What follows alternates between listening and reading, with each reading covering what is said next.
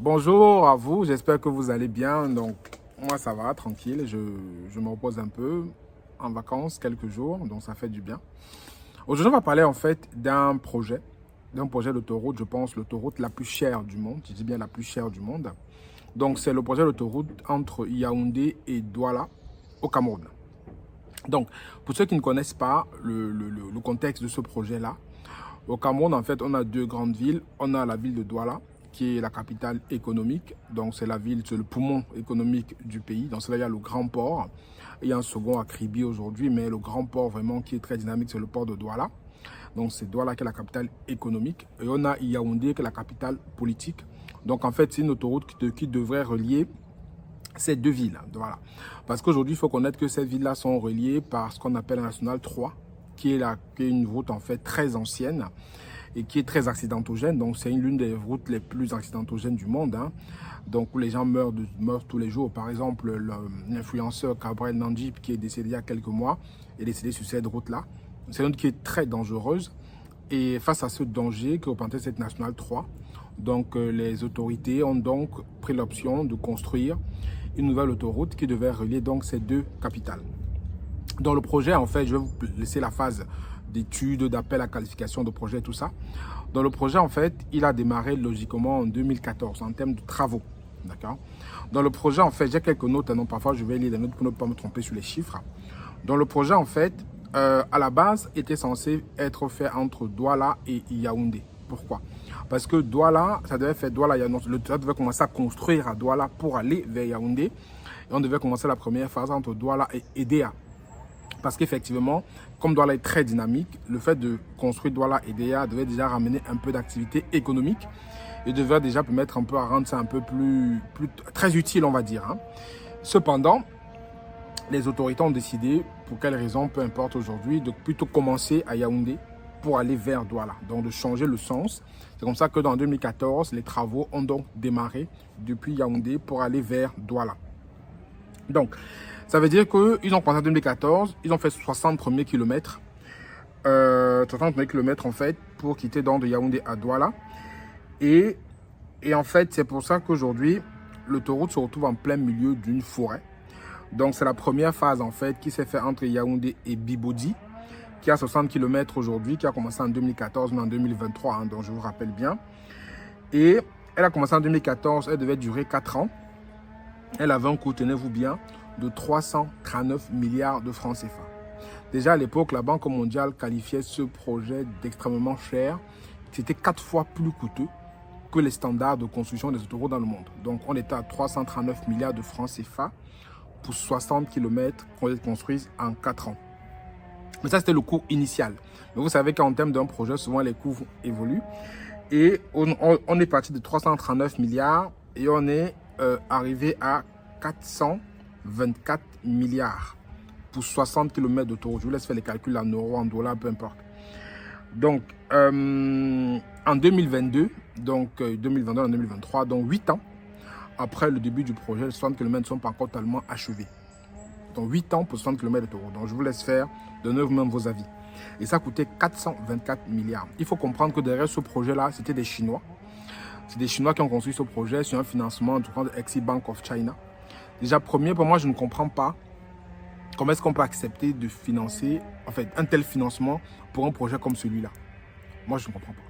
Je vais dire un peu du mal à voir. Après, on va accuser d'autres puissances qui font ça. Mais est-ce que vous trouvez ça logique qu'on endette un État d'un tel montant pour un projet aussi simple à réaliser? Je veux dire, 424 milliards, 60 km d'autoroute. Et des gens ont financé ça. Des personnes ont accepté ce financement. Une entreprise chinoise qui est sortie, je ne sais pas d'où, a ramené tout de Chine pour construire ces 60 km d'autoroute. Et elle s'est arrêtée là. Elle a fait ça en 8 ans, ou 4 ou 8 ans, je ne sais plus. Et on va dire qu'aujourd'hui, c'est rondement négocié. Je trouve qu'il y a un problème. Voilà. Donc, ça fait donc 8 ans et 464 milliards plus tard, on n'a que 60 km d'autoroute. Donc, ce qui se passe, c'est qu'aujourd'hui, l'autoroute est en plein... Bibodi, là, c'est en pleine forêt. C'est en pleine forêt, donc c'est nulle part. Voilà, ça ne sert à rien, personne ne peut prendre ça. Donc maintenant, les autorités se sont rendus compte, en fait, qu'il fallait effectivement, maintenant, comme on est isolé par ces 60 km d'autoroute, il faut maintenant ramener ça sur l'ancienne nationale 3. C'est-à-dire qu'il faut maintenant en fait connecter ces 60 km à la nationale 3, donc à celle qui existe déjà.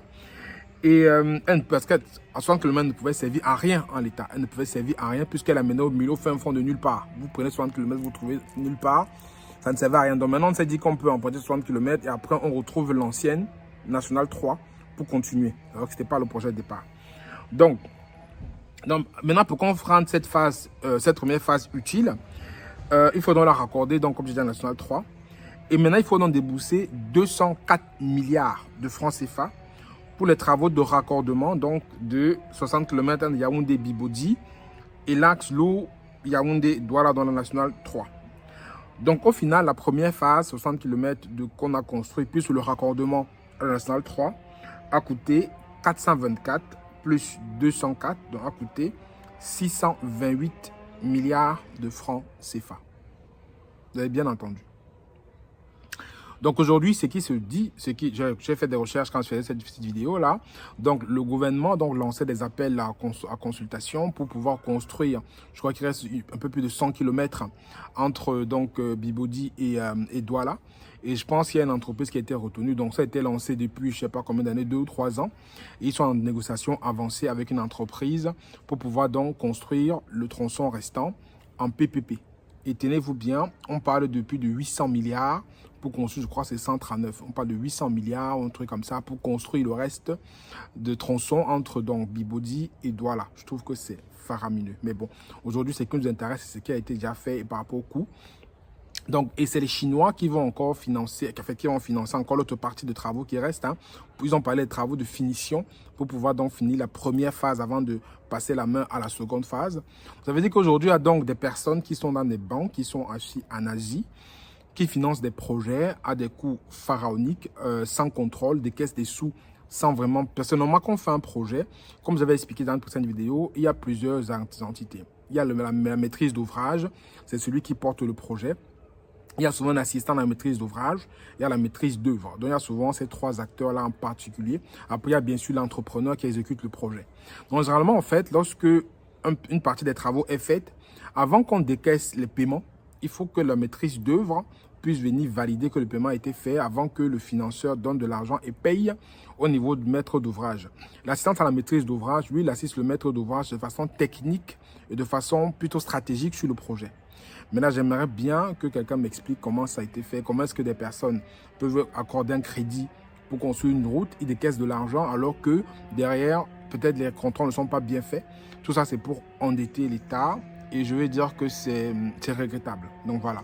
Donc c'est un exemple de projet comme ça où derrière, j'estimais qu'il faut des personnes un peu plus aguerries, on va dire ça comme ça, pour être un peu plus poli, pour pouvoir les piloter. Et peu importe le partenaire stratégique que vous avez en face, tant que vous n'avez pas des personnes qui ont cette capacité de pouvoir challenger des choix techniques, de pouvoir comprendre que voilà comment ça se passe, de pouvoir vraiment être force de proposition et défendre les intérêts, on aura toujours ce type d'abus et de projet bancal. Que ce soit n'importe quel partenaire en face, ils viennent pour leur intérêt, ils viennent pour endetter, ils viennent pour prêter, donc ils ont de l'argent à prêter. Et s'ils peuvent le prêter, avoir le maximum d'intérêt pour le moins d'impact, ils vont le faire, peu importe le partenaire. Donc voilà un peu ce que je voulais remettre en avant par rapport à ce projet-là. Donc c'est pour moi l'autoroute la plus chère du monde. Si vous avez un équivalent, mettez en commentaire. Dites-moi ce que vous en pensez par rapport à ce projet-là en commentaire. Et comme je dis, pas des motifs, soyez concrets, soyez précis et soyez factuels. Je vais donner des chiffres ici, qui sont des chiffres qui sont publics. Vous pouvez les retrouver partout sur Internet avec un peu de recherche. Donc vous aussi, si vous voulez donner un avis sur ce projet-là, je vous attends en commentaire. À très bientôt, c'était Franck Kenyon. N'oubliez pas de vous abonner. Ciao, ciao.